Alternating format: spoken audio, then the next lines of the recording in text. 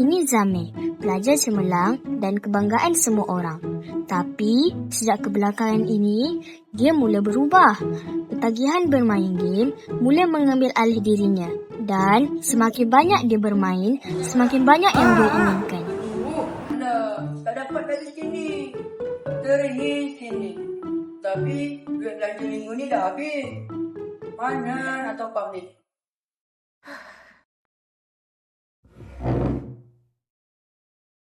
Zamir, kau kenapa?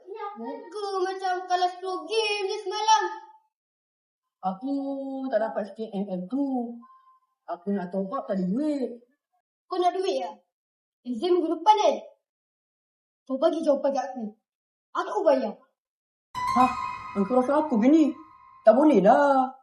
Alah, kamu Zamir. Bukan apa-apa pun. Tolong je. Senang je kau dah dapat duit.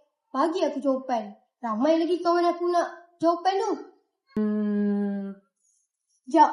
Aku tanya kawan aku dulu.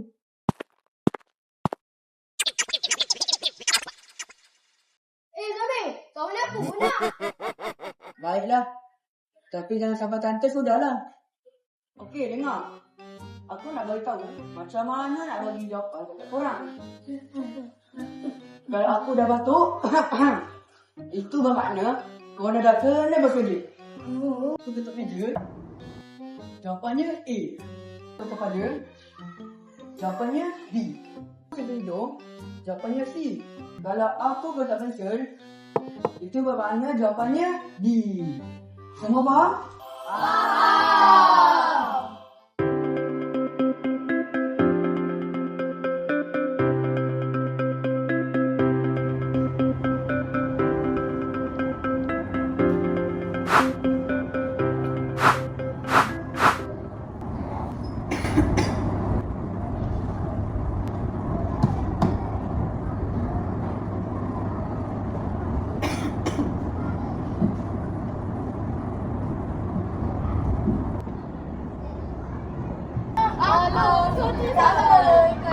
Tadi korang meniru kan?